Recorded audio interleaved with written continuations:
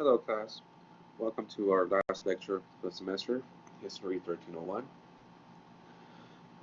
This lecture, excuse me, this lecture is going to be about the Civil War, and I'll just mention towards the end, very briefly, just mention a little bit about Reconstruction. But mostly, we're going to talk about the Civil War here. Like I mentioned in the last lecture, on December 20th, 1860, less than 8 weeks of Abraham Lincoln being pronounced or elected as president of the U.S., South Carolina seceded from the Union. By February 1st of 1861, Mississippi, Florida, Alabama, Georgia, and Texas, all these states obviously depended on the slave-based staple crop agriculture, cotton primarily. All of these states withdrew from the United States and joined the Confederacy. February 4th, 1861, representatives of these 7 states met in Montgomery, Alabama, and they formed the Confederate States of America. They got a new constitution, like I said, and the cornerstone, right, the main foundation of this new nation was the apparent fact or reality that blacks are inferior to whites, and hence slavery is justified or needed, necessary for these people here, the Confederates. Keep in mind, though, I might interchange the terms Confederates or Confederacy with the U.S. South, although they're not really the same thing. The Confederacy is really just like a part of the bigger section that we call the U.S. South. All right, so keep that in mind. The Confederacy is just like the polity, right? the organized political body of mostly elite Southern plantation owners. So basically, not everyone in the South was for secession. So the Crisis of Secession, Lincoln was very hesitant at first. The first couple of years, first 2.5 years of the Civil War, was really an attempt of appeasement, a type of compromising. Basically, the first 2.5 years of the Civil War was a war for the Union, to maintain the Union, to unify again the United States, and not really about the abolition of slavery. The abolition of slavery, this turn towards that kind of ideology, or towards that goal, really happens in 1863, with the Emancipation Proclamation primarily. But we'll talk about that in a little bit, getting ahead of myself here. So, one thing to keep in mind, the Republican Party that Abraham Lincoln is the leader of, by being president now, was not a majority party, and it had sectional factions within it. All right. Anyways, before the battle at Fort Sumter, or the attack of the Confederates at Fort Sumter, this guy John J. Crittenden, this Whig politician from Kentucky, he tried to do another compromise to avoid violence and to avoid the Civil War. This is called the Crittenden Compromise. And basically, what it proposed is like some constitutional amendments that would prohibit or curtail the federal government's ability to restrict the slave trade, and also the spread of slavery. So it was a compromise between these two visions of stopping the spread of slavery and maintaining slavery alive still within the states that had already had slavery. So even Abraham Lincoln kind of adopted this view beginning in the early years of the war. He said that in the beginning, in the first couple of years, he said in his first inaugural address, he states that his point is not to abolish or take away slavery. All he wants is to stop the spread of it.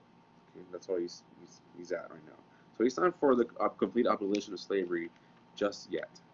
but he will change his mind, his policies.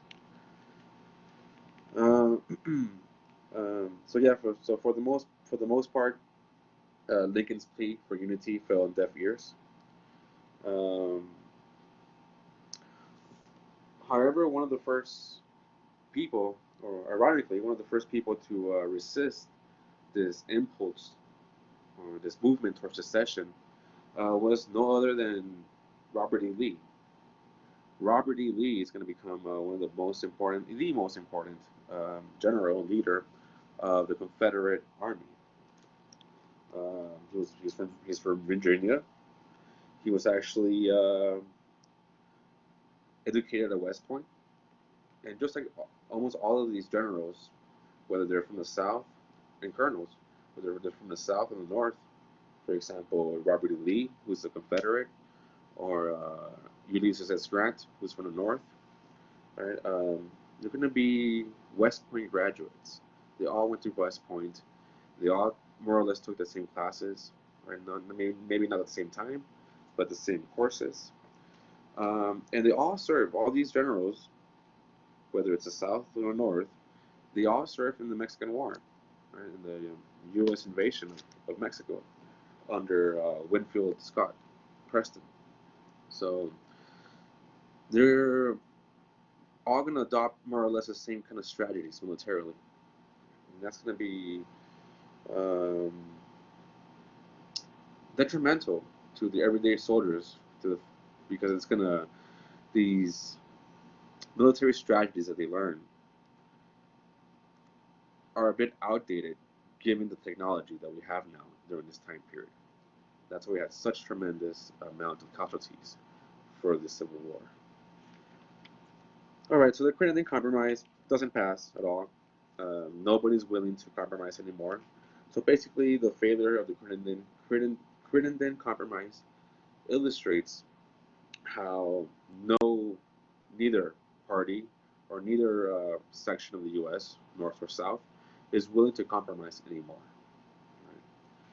So Civil War is inevitable, basically. Another thing about Robert E. Lee, um, Abraham Lincoln. Once the Civil War started, Abraham Lincoln offered Robert E. Lee to become the general, the commander of the Union Army. However, even though Robert E. Lee was against secession, he chose he denied the offer that Lincoln made to him on the basis that he's from Virginia. That's his birthplace. That's where he lives. That's where his family lives. And Virginia now had also seceded from the Union and joined the Confederacy. So because of that, he rather join and fight for the Confederacy than the Union. But at first, Abraham Lincoln offered Robert to command the Union forces. All right.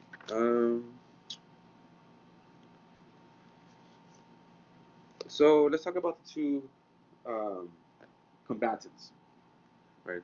The Union and the Confederacy. The Union had a lot of advantages. The common narrative of this history, of these events in history, is that the Union pretty much was guaranteed to win. It was just a matter of time because they did have a lot of advantages. One of the main advantages was population. I think, I think the Union had about 31 million people living there, whereas the South only had about 10 million. So they had a big advantage that, right? They could lose men, casualties, and still refuel um, the front lines. Um, Another advantage that the Union had, the North had, was manufacturing, this capacity, this mechanization. The Industrial Revolution had already developed there. So we had manufacturing. Um, I think there was like about 11,000 mills and manufacturing centers throughout the North, whereas the South had just very little, very minimal. Uh, Most of the railroads were in the North. We talked about that, how the railroads integrated the northern economy. And this made it much easier to transport not just troops, but also goods and supplies. for them. And financial resources. The Union had a centralized government since the beginning. Um, a lot of these Whig and Republican policies of like a strong centralized government, a strong national bank, high tariffs, all these were implemented as ways to fund the war. In the Confederate side, um, they had some advantages too. Right? The main advantage the Confederates had, well, there was two main advantages. First of all, they had a really good leadership, especially under Robert E. Lee, and then this guy Stonewall Jackson, one of his colonels. Very, very competent, very, very good leaders. Uh, Not arguably, way better than the ones the Union had. So that really good leadership, very good military strategist. That was one of the big advantages that the Confederacy had. Another big advantage is that they didn't have to go and invade; they just had to defend their homeland. So they had kind of like a home advantage. And think about the American Revolution. This is the same advantage that the U.S. colonists had. Britain being the biggest empire at the time of the American Revolution, uh, was almost virtually guaranteed to win the war because of its massive amounts of resources. However, because they were the invading faction, they were the invading army, um, it didn't work out that way, right? Americans got their independence. All they had to do was just fight enough for the invading army, which were the British back then, in this example, to tire out. And this is exactly what the Confederacy was using to their advantage. Right, the Northerners are going to have to invade the South, and they know the terrain really well. Right, they have the local support, and they were hoping for that to happen, to just uh, tire out the Union North and thus win the war.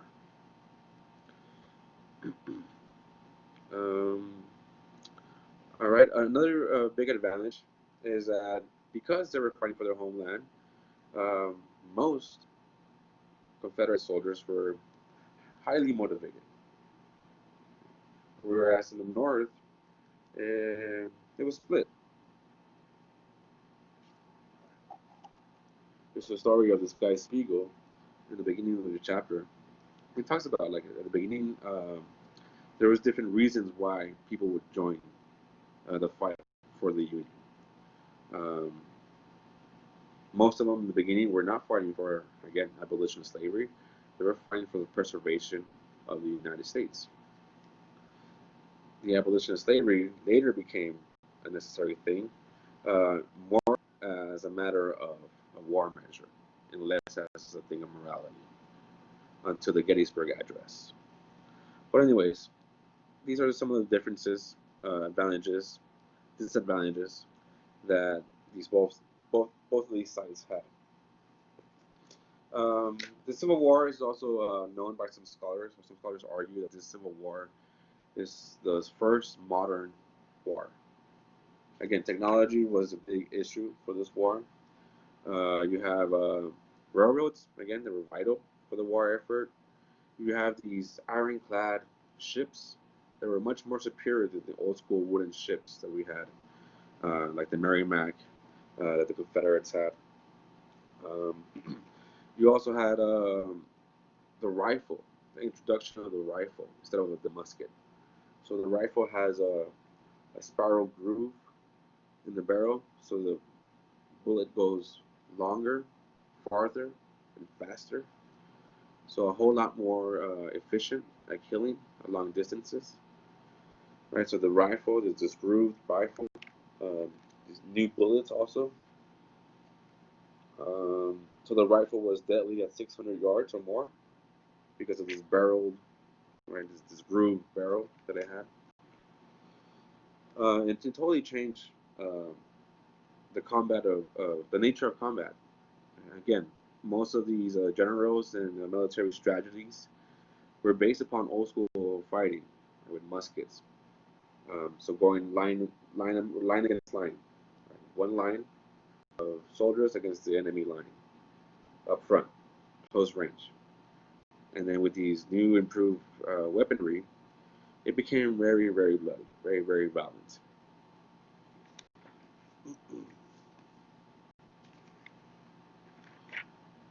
For example, um, the death toll in the Civil War exceeds the total number of Americans who died in all the nation's other wars.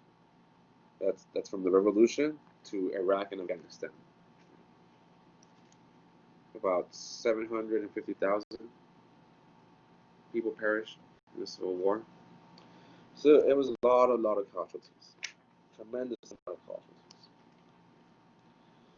So let's talk about the actual, I guess, strategies that each side took. So the North, well, first of all, most people, Northerners and Southerners, believed that this war was going to be, especially the Northerners, because they had all these advantages on their side. For example, Abraham Lincoln believed that the war would be over within 90 days, no more than a couple of hundreds casualties.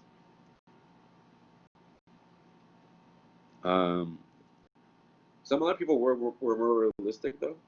For example, Winfield Scott, the general that was in charge of the Mexican-American invasion, he predicted that, you know what, it's going to take a couple of years, at least 3 years, and about 300,000 casualties. And he was almost right. This guy, he was already old. He was correct. He was pretty much correct. He was off for a couple of years, like 1 year, and he was off for a couple 100,000. But he was actually thinking that this war is going to last a while. Whereas most people in the White House were like, no, it's going to be a quick and easy war. And obviously it wasn't. So the military tragedies, the North had this strategy of the so-called Anaconda Strategy. So the idea here is that you're going to have a naval blockade. So you're going to block with your Navy any merchant or military ships the Confederate wants to move around. You're going to have that first. And then you're going to have, the Navy and the Army this time go down the Mississippi River and take control of that. And the Mississippi River is right in the middle of the Confederacy at this point. So you're going to cut off the Confederacy in two. You're going to block off any supplies coming in. And you're going to constrict them, right? That's what the Anaconda does, constricts its prey. So that was the Anaconda strategy for the North. The Southerners had the strategy of the defensive offensive. Right? So mostly it's defensive, right? Stickers, stand your ground, but every once in a while do your little incursions up north and try to defeat Union army. So besides Fort Sumter being the first, like I guess the beginning of the war, the first real battle between these two sides was in 1862. No, in 1861. I'm sorry, July 21st, at the first battle of the Bull Run, at Manassas Junction. This is right outside Virginia. I think it's like 30 miles south of Washington D.C. And what's interesting about this battle, this Bull Run, the first one, is that people from Washington D.C., like civilians, thought that it was going to be a quick battle and that the Union was going to win really, really quickly, really easily. So they would take out their launchers and had a picnic above like a little hill that overlooked the battle.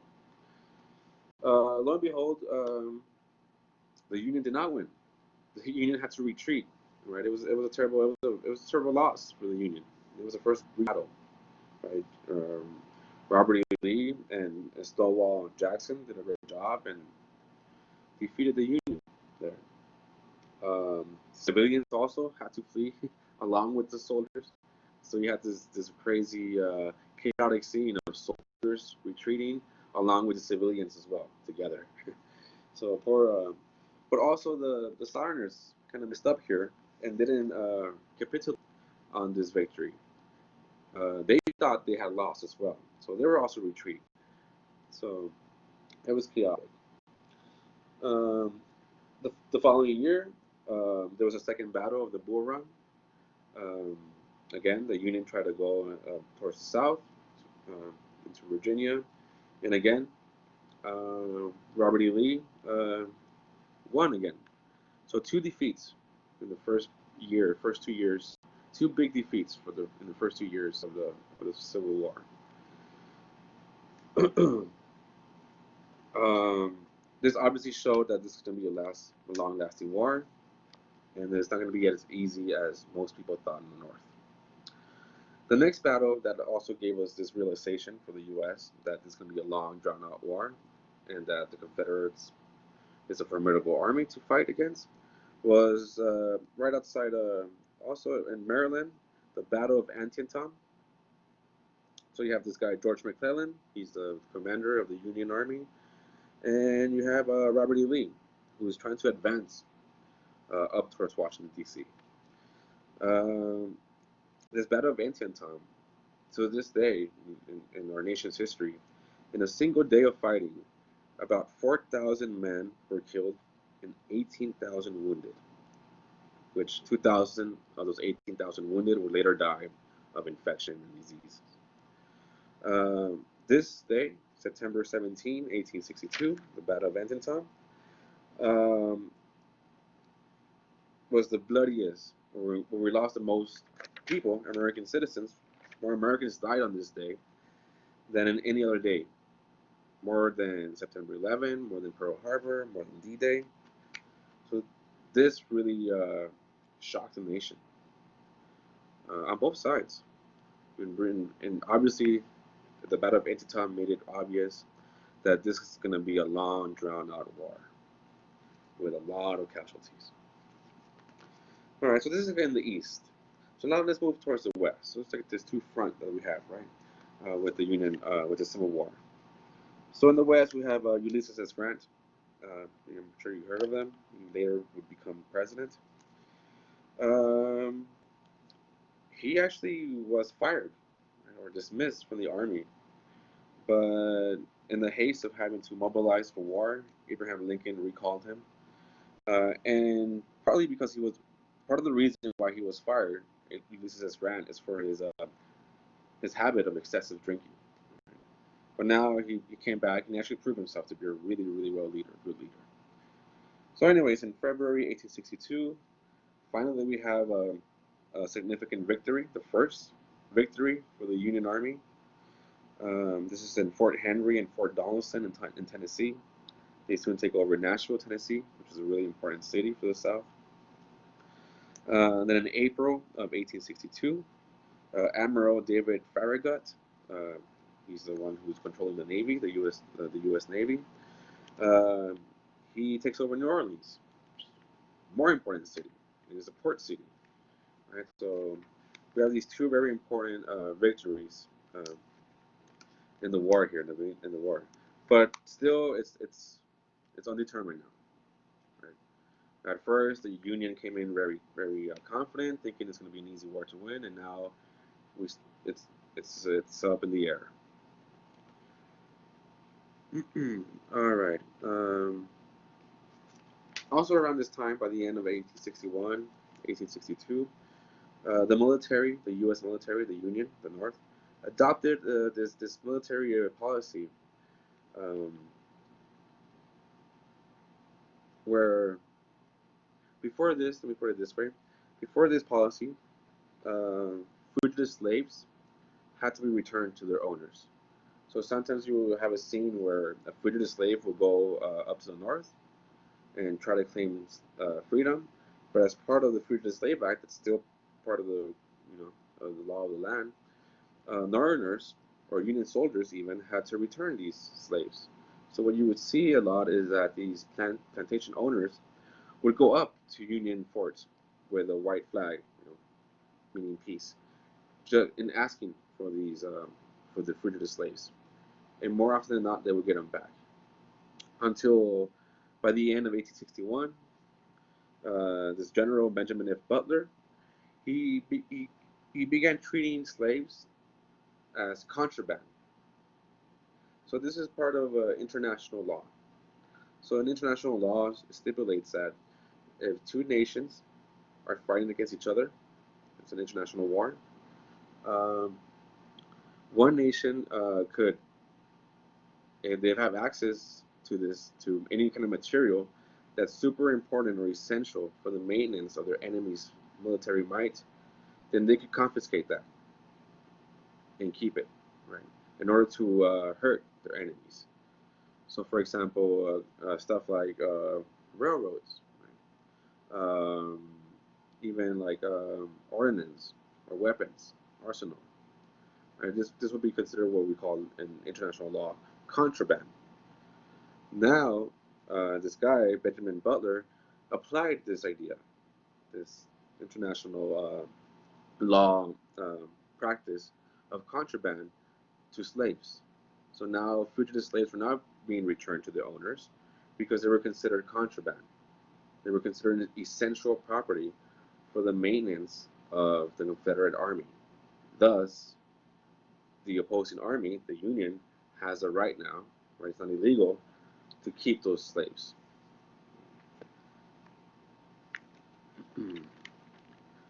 All right. As opposed to most white Americans, including the president, I was saying, the Civil War as it began was not a war for the freedom of black people or African Americans. It was a war for the Union, for the unity of the United States. Black people, however, since the beginning of the war, they imagined this war as a war for their freedom. So Abraham Lincoln is often called the Great Emancipator, the one that freed the slaves. That is partly true, but what's more true is that the slaves themselves had to free themselves. And even after they were free, they were not completely free of discrimination and stuff. So let's keep that in mind. All right, so going back to the contraband issue. In March 1862, in July of 1862, I'm sorry, the Second Confiscation Act was enacted by Congress, the U.S., the Union, which liberated slaves of disloyal owners in Union-occupied territory, as well as slaves who would escape to Union lines. So again, just reinforcing this idea that slaves are now considered contraband, this essential property for a Confederate army, and thus their free game.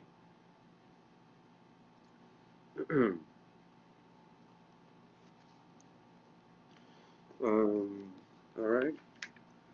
So let's talk now about the Lincoln's, I guess, turn towards abolition, towards turning this war into a war of abolition of slavery. So in 1862, in September, a couple of days after McClellan wins the very bloody Battle of Antietam, so that is a Union um, victory, but at a terrible cost. But a couple of days after that, Lincoln issues the preliminary Emancipation Proclamation. And this basically just warns that the Southerners, unless they lay down their arms, that by the end of this year, 1862, that Abraham Lincoln is going to decree abolition throughout the whole nation. So this is the beginning of a turning point of the Civil War, at least ideologically. Whereas the Civil War stops being a war for the unity of the nation and begins to be a war for the abolition, for the ending of slavery. All right. So, in January 1st, 1863, true to his word, Abraham Lincoln did the Emancipation Proclamation, the official one. And keep in mind that this document did not liberate all slaves. Um, Indeed, it only liberated very few slaves. Because this act, or this, it's really an executive order. Congress did not pass this. This was issued by the president as commander-in-chief, as a war measure.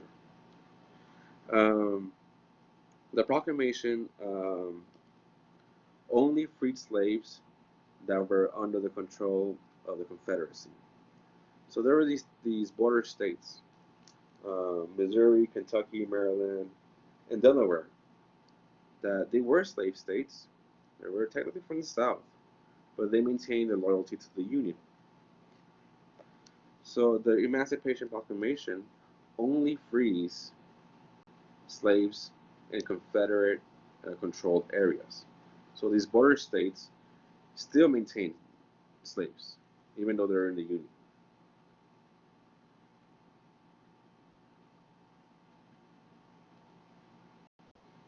Okay, so yeah, so just keep that in mind. The Emancipation Proclamation didn't free all the slaves; it freed just the slaves in the Confederacy, and it was really just a war measure.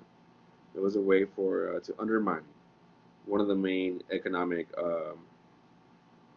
engines of the Confederacy, which is slavery. However, the significance of this Emancipation Proclamation, again, is that the goals of the Union, of uniting the United States, became also the abolition of slavery. So the idea of freedom that the Northerners proclaimed was the one that was going to be the mainstream for the whole nation. This idea that everyone is free to work.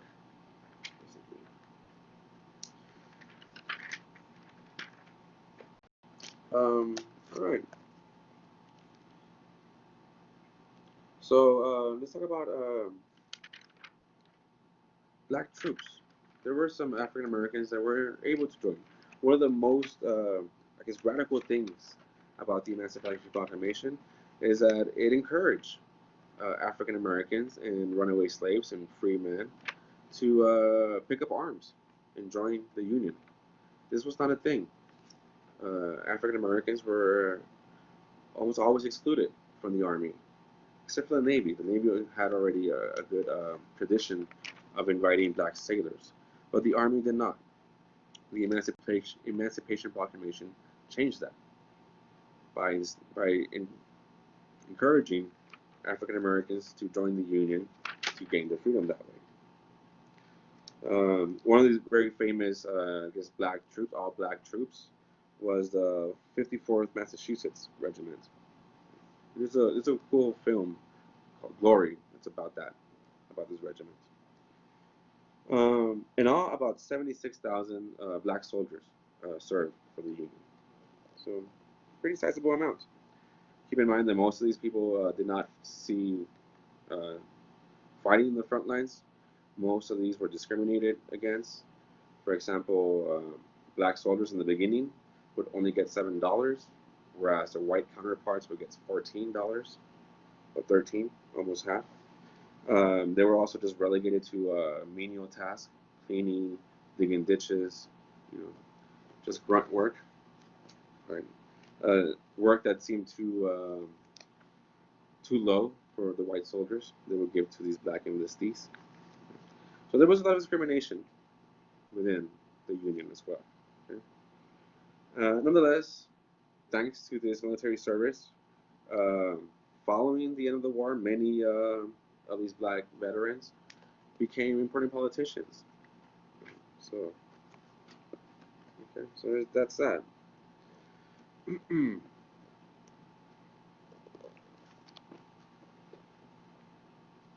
The Confederates also enlisted black troops, mostly their own slaves, ironically. And this was towards like the second part, like after 2 years of fighting, when the tides turned. But we'll get to that right now. Right now, what I want to talk about this instant though is this American Civil War was part of a broader 19th century process of nation building. Right? You have other emerging nation states. For example, a lot of civil wars happening around the world, Latin America, in China, the Taiping Rebellion. And also what's going on is that also these civil wars are also just as bloody and as violent, a lot of casualties. And because of the new technology of warfare being mixed with old school strategies that don't mix well. So again, this American Civil War was part of this bigger, broader process of nation building throughout the whole globe. However, the main difference between the U.S. Civil War and most other uh, wars for nation building was that in Europe, for example, most of these nation states were being constructed by this common shared language, common shared history, and common shared ethnicity. Whereas in the U.S., that was not the case. Right? You had white people, and you had Irish, you had Catholics, you had German immigrants, and then you have, of course, slaves. Right? So this nation built in the U.S. was multicultural, multi-ethnic, different from the other nation-building processes around the world. In November 1863, finally, Abraham Lincoln gives the Gettysburg Address. I'm sure you guys heard of this. And this is where it's obvious where he stands now. He totally turned around his policy of just trying to unite the U.S. without taking away slavery from the South. Now he realizes that slavery, the abolition of slavery, has to be part of the goal. Okay? So this is made official in the Gettysburg Address.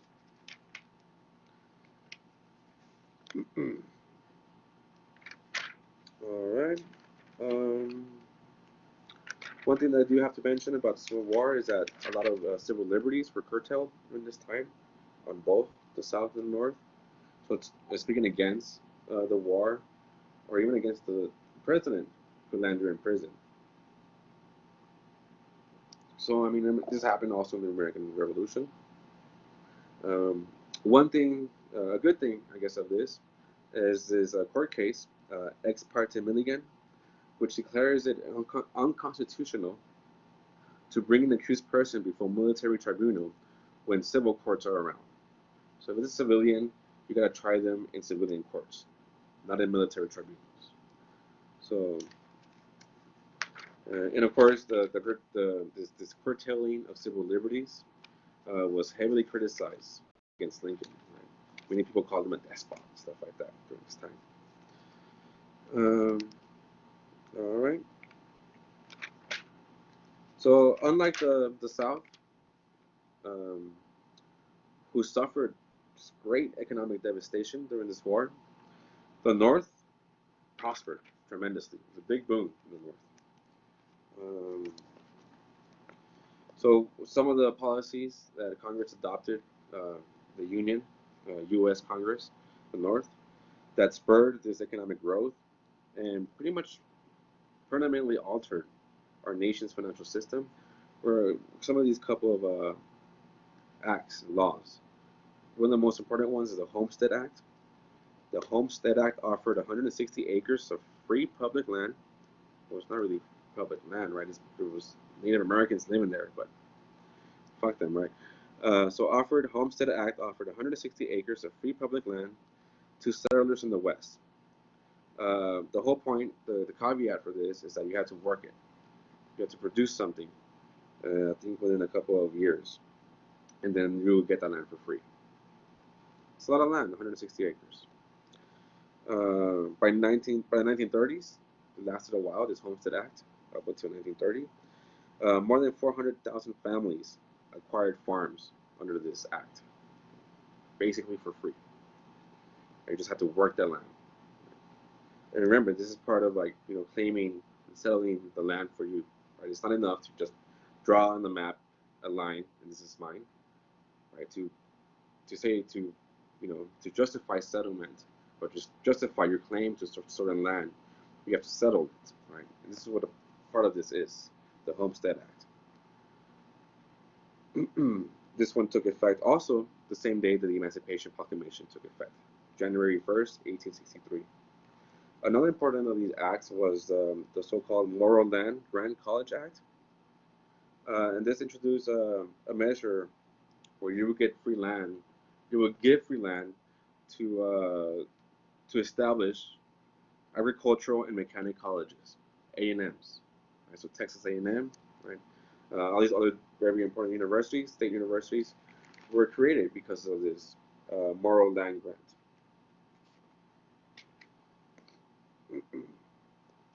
So agricultural and mechanic colleges. And obviously this is to help out the war effort. Right? Food, provisions, agricultural, and then mechanic, right? For guns, weapons. Okay? So this is still something that higher universities, higher learning does. Right? There's a big close connection between big research university centers and the military. All right, so also other grants of money to improve public and internal improvements are the Railroad Acts, the Pacific Railroads Act. So this gave lots of money and huge grants of acres of land. In total, up to 100 million acres of land was given to the Union Pacific and to the Central Pacific. These two companies were chartered in 1862 and were in charge of building a transcontinental railroad, the railroad that will connect the West all the way to the East. This is one of the first corporate charters that the U.S. gave besides the National Bank, the Second National Bank. All right, so the Transcontinental Railroad was a big deal. Also part of the war measure, right? It was to stimulate not just settlement in the West, but to help with the communications and transportation of goods back and forth. So from Western agricultural areas to the East battlegrounds and stuff. 20,000 men, about 20,000 men worked on this transcontinental railroad. A lot of them were Chinese laborers called coolies. Hundreds of these Chinese workers were killed, blasting through rocks and through mountains. One of the heaviest, most dangerous parts of this transcontinental railroad construction was across the Sierra Nevadas, California. Very, very treacherous area. You had to just blast through with dynamite, make tunnels and stuff. And the people that were the first ones doing that job were these coolies, the Chinese workers. Finally, in 1869, at so-called Promontory Point, Utah, the both sides, right, the Union Pacific coming from the west, from San Francisco, and then the Central Pacific coming from St. Louis, met. And then we have the first ever transcontinental railroad in the world. Major engineering feat. Amazing engineering feat. The guy credited for this idea is this guy named Asa Whitney. He had this idea since a while back, for decades. And finally, since 1846, he went to Congress and kind of like was selling this idea of a transcontinental railroad. Finally, in 1869, it was created. He was already long dead, though. So you have that, the Transcontinental Railroad. Some major improvements in the infrastructure and the internal economies of the North. In the South, a whole different story. The South had this thing called King Cotton diplomacy, right? So they were expecting, this was the idea, that the North, and as well as England and other European countries, depend on the cotton that the South is producing. And this was kind of true for an extent. And the South was going, you know what, we're just going to withhold the cotton and pretty much drag the Northerners, the textiles mills, to a halt, and thus increase unemployment and increase starvation, hunger, and thus bring them to their knees, bring the North to their knees, and win the war that way. Another important facet of the Southern strategy was to gain recognition by European countries as an independent state, as an independent nation state. It never did. It never got recognition. It almost did from Europe and France, from England and France, but it did not. And then this idea of withholding the cotton from the textile mills in Manchester, England, for example, did not work because, first of all, England had already stockpiled a whole bunch of cotton before the war erupted. So that kind of helped them out, maintain their textile mills running. And then also England realized that they were too dependent on the Confederacy and the U.S. South, for their cotton. So they began looking elsewhere to plant this crop. Egypt, for example, became one big plantation for the English, and India. So now the British didn't depend on the cotton for the textile mills. Also, another big issue was that England was just as dependent on northern wheat, right? So the North was big on growing wheat, as they were dependent on the cotton from the South. So they didn't want to, lose that. Right? So that King Cotton diplomacy basically failed for the South, and this led to inflation. Um, well, before inflation, what happened is that the South just a lot of money, and they started losing its value quickly. For example, by the end of the war, 1864,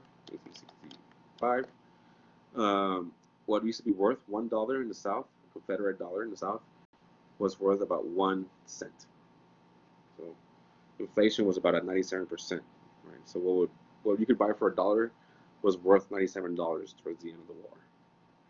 So the economy was terrible in the South, completely devastated the South. Whereas in the North, it was booming. In the North, you have the rise of these big captains of industries that would pretty much control the economy up to the 40s and even afterwards. Right? You have the rise of John D. Rockefeller, who became an oil magnate, oil refineries.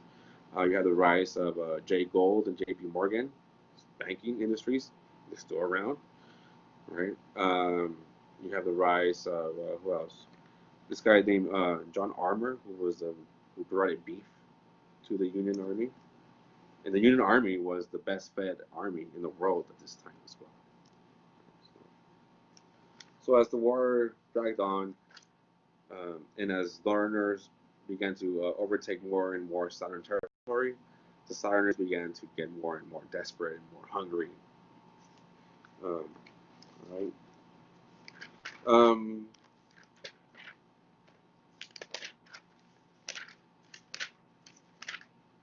There was some skirmishes, some war, another war going on, the other war, as some scholars call it, during this time period, and it was against Native Americans.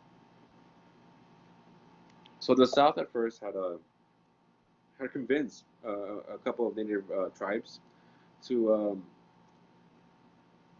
join their side.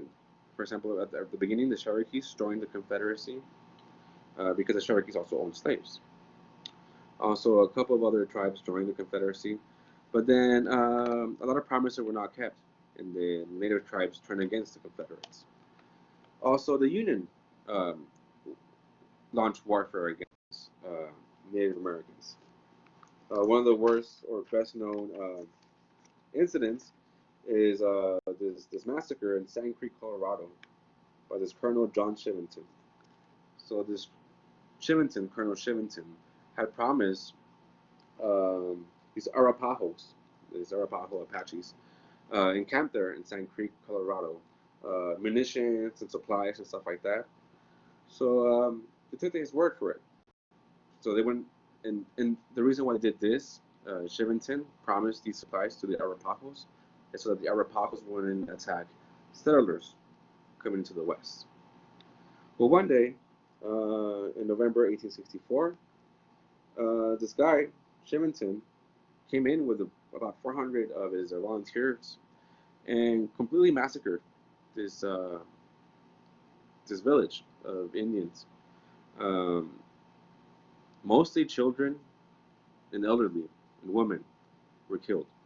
I think it was about 150 men, women, and children killed. It was an outright massacre, basically. And this sparked intense warfare between the Plains Indians and the U.S. Army, the Union. Chivington actually got condemned for his actions. He didn't go to prison, but he was condemned for it. Another event with Native Americans in the Union was the so-called Navajo's Long Walk, which is like the Trail of the Tears for the Navajos. So the Navajos were also just victims, right? What would happen is like some other Indian tribes, like the Comanches primarily, would go and raid white settlements, and the army kind of used the Navajos as scapegoats in this particular instance.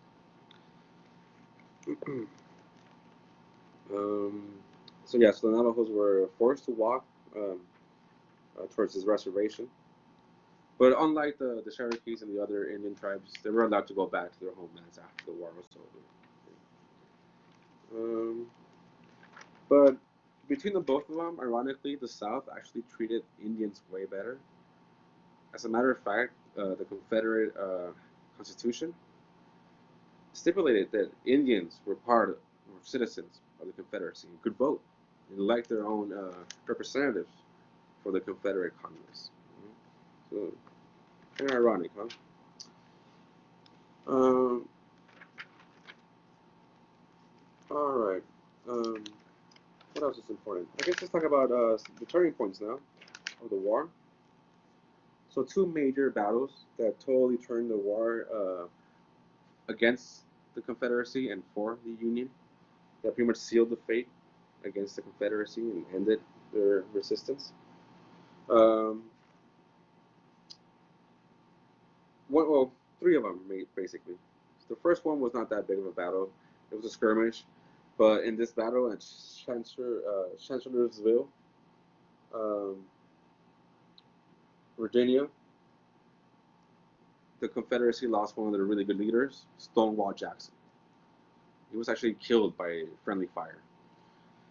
So in Chancellorsville, this was in 1863, April 1863. The Confederacy loses one of their best colonels, leaders, Stonewall Jackson. So now you only have pretty much just Robert E. Lee as the main leader here. The next turning point is the Battle of Gettysburg in Pennsylvania. Lasted about 3-4 days, July 1863. This remains the largest battle ever fought in the North American continent. It involved about 165,000 troops. Big old battle. And basically, this time, remember I told you that the Southerners were really just on the defensive. This time, Lee was caught in the position, the odd position he's not really used to, of charging against entrenched defensive Union lines. So kind of like the tables kind of flipped here. Out of an act of desperation by this guy, Major General George E. Pickett from the Confederates, who was like the leader of like the crack division, the elite Confederates. He 14 of his men made an advance right in the middle of the Union line, and they got more down. Within 30 minutes, about 7,000 men got killed, including all of his colonels. Right? This is known as Pickett's Charge. So even though this is like is remembered as the high tide of the Confederate Army, this is also General Lee's biggest blunder because he lost a fuckload of men, and his leadership was totally pretty much gone.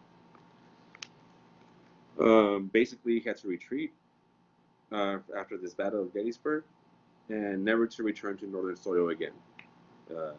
Robert E. Lee. After this Gettysburg, it was just retreat. On the same day of this retreat from Gettysburg, the Union also made a significant victory in the West. So Grant took over the Mississippi River Valley by taking over Vicksburg, Mississippi, and cut off the Mississippi away from the Southerners. So one big issue for the Southern Confederates, for the Southerners living in the Confederacy, was that they did have agricultural production, but they did not have the right infrastructure, the right roads, or railroads to transport goods from their production centers, from the farms, to the troops in the battlefield. So the diet for the Confederate soldiers was terrible. Whereas the North, like I said, they had the best diet, right? Any army in the world at that time. The Confederate Army had to deal with about 2-3 ounces of meat per day. And most of it was bacon fat. So most of the soldiers would not even cook it, because as you cook it, this bacon fat you cook it away. So most of them would barely cook it a little bit, or just even you eat it raw, right? To get the whole 3 ounces of meat. Terrible diet. And again, it was because they lacked this infrastructure the North had. All right. So the Battle of Vicksburg. Uh, okay, so now after fucking Grant takes over Vicksburg, the Battle of Vicksburg, because the Mississippi Valley is in the Union hands. And this totally just blows down, a deep blow to the morale of the Southerners. One official, Confederate official, wrote in his diary on this day, "Today, absolute ruin seems our portion. The Confederacy totters to its destruction." So finally, after like 2 years of warring, now that the tables turn in the favor of the Union. And what begins after this is what historians have called a war of attrition. So basically, what happens here is that General Grant realizes that even if you take the capital of the Confederacy is still going to fight on. You got to fight the army, and you just got to inflict as much damage as you can. And General Grant had the upper hand here because, again, population-wise, the North had a bunch of population, and in a sense, Grant did lose a lot of people because of this war of attrition. We just tried to tire the other people out. Right? As a matter of fact, he got a nickname, the Butcher, General Butcher, something like that. The Butcher of Men.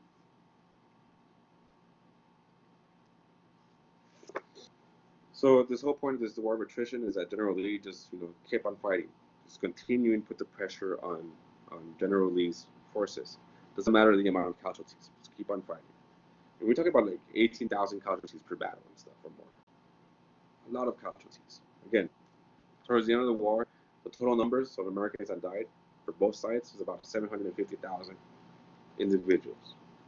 A lot of casualties. Anyways, so General Grant is doing this on the east, towards the East Coast, right, this war of attrition. Then on the west, you have this guy, General William Tecumseh Sherman. He takes over Georgia first, and then he marched towards the sea, his famous march to the sea, to meet up with Grant and finally do the final blow against the Confederate Army. So there's that. They take over Atlanta, and they go across towards Virginia.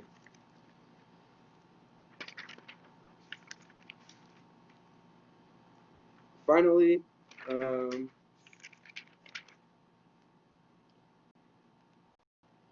in April 1865, April 2nd, in Petersburg, Virginia. This is like the railroad junction for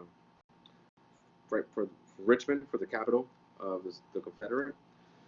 Finally, in April 2nd, Grant defeats Lee there, takes over the railroad junction, very important. And 2 days later, they take over the capital, Richmond.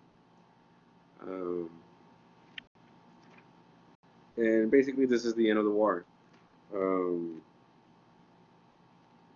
3 days later, April 9th. No, 5 days later, I'm sorry, April 9th, at Patamox Courthouse in Virginia, Robert Lee surrenders to the Union. And this is the official end of the war. A couple of days later, April 14th, Abraham Lincoln decides to go see a play at Ford Theater. This very famous actor, very famous actor, nationally well known, whose name is John Wilkes Booth, sneaks in to the balcony where Abraham Lincoln is sitting and shoots him in the head in the back a couple of times. Lincoln kind of survives the night, and in the morning he passes away. So, what's interesting about the passing of Abraham Lincoln is that his body is transported from D.C. all the way to where he was born, in Springfield, Illinois. And it's about a 1,600-mile journey. And this journey was taken via train. Right? His body was transported via train from D.C. all the way to Illinois, and just this goes to show, right, how integrated the North was via the railroads. Finally, on May 4th, 1865, Lincoln was laid to rest. Okay. So he didn't get to see his victory of war. Right? So another thing I want to talk about before I end this lecture is the so-called Sea Islands experiments. So early in the war, in 1861, the Union Navy occupied some islands off the coast of South Carolina, and the plantation owners just fled, and they abandoned not just the plantations but slaves as well. So about 10,000 slaves were left alone, abandoned there. And the Navy, the U.S. Navy, the Union Navy took over these islands, and they created this experiment where the federal government put a lot of money to educate these ex-slaves to become farmers on their own, and it was quite successful, quite successful. So this was kind of like a precursor or rehearsal of what would come next, Reconstruction, like where you're going to give black people land and rights and treat them as equals, well, kind of. Also, another rehearsal of Reconstruction that we see during the war is that in Louisiana, in the Mississippi Valley, once we capture Vicksburg, right, military authorities insisted that the emancipated slaves must sign labor contracts with their ex-plantation owners, who would take an oath of loyalty to the Union. So with this, a lot of black people resented this, right? They were being forced to sign labor contracts with their former slave owners, right? And this would later become the practice of sharecroppers, which kind of replaces slavery and still maintains black people as an inferior source of cheap labor. Another experiment of that kind of foreshadows what's going to happen in the Reconstruction, especially in the Radical Reconstruction era, first 10 years, is so-called the Davis Bend in Mississippi. This used to be the cotton plantations of the president of the Confederacy, Jefferson Davis, and his brother, Joseph Davis. And General Grant, Ulysses S. Grant, decided to establish a so-called Negro Paradise, where here, rather than being forced to labor for white owners, the emancipated slaves saw the land divided among themselves. So they became owners of land they used to work at before as slaves. And this was really just like an affront to Jefferson Davis, who was the president of the Confederacy.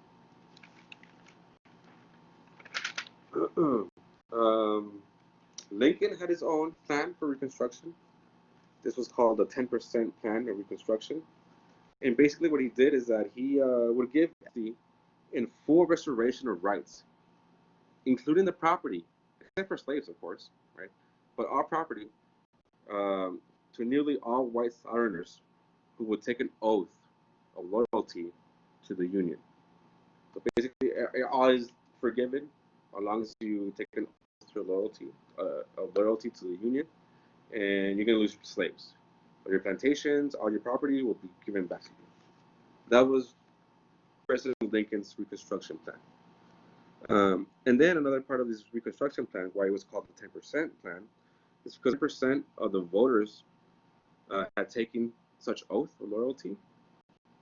They could then elect a new state government for themselves, which of course would require to abolish slavery. But besides that, they come back in power, these white Southerners.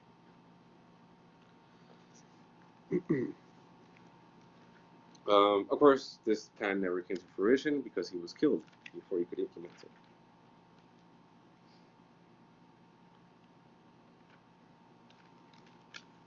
All right, and then the very important, last piece of legislation that passed during the Civil War period In 1865, January 31st, 1865, Congress approves the 13th Amendment, which abolished slavery throughout the entire Union. Right, so not just the Confederate occupied territories, but the whole Union now, even the border states and everything. So the 13th Amendment is the amendment that abolishes slavery.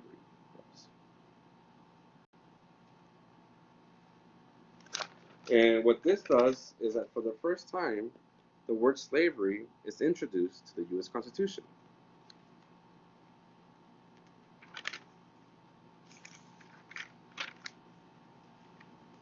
Still, however, right, so now we fought this long war, not just for the unification of the U.S., but also for the abolishment of slavery.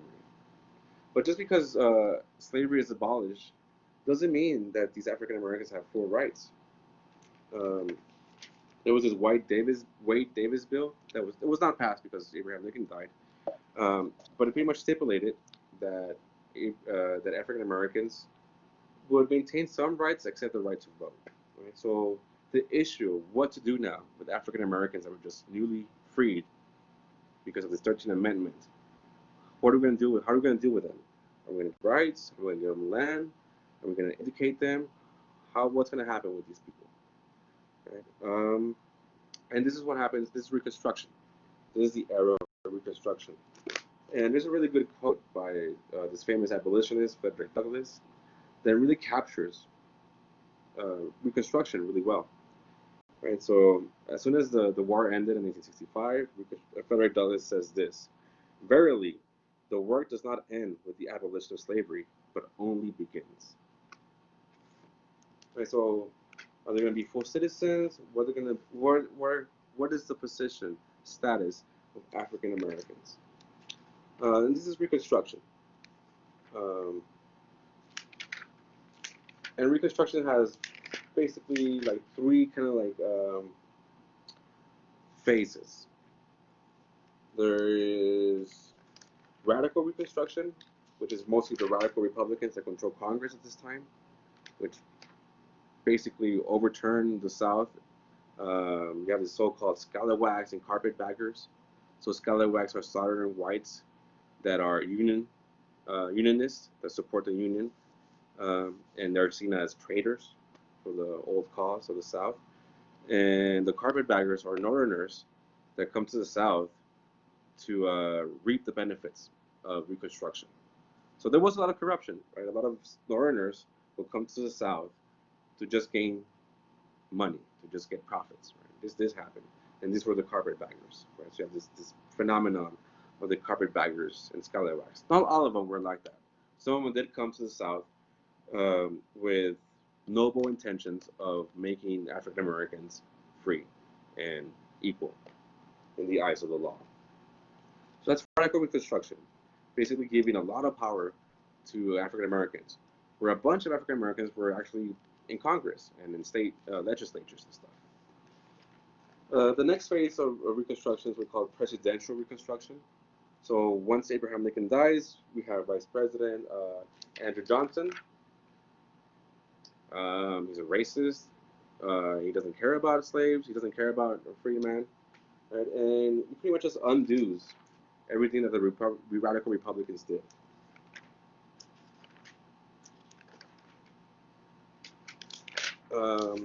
The end of Reconstruction, the overthrow of Reconstruction, comes with the so-called redemption. So what happens is that in 1877, the reason why Reconstruction worked so well, why African Americans were able to vote for a while and hold positions of political power in chambers of Congresses, was because the U.S. Army, the Union Army, well now the U.S. Army, I should say, was there enforcing these laws, Reconstruction laws.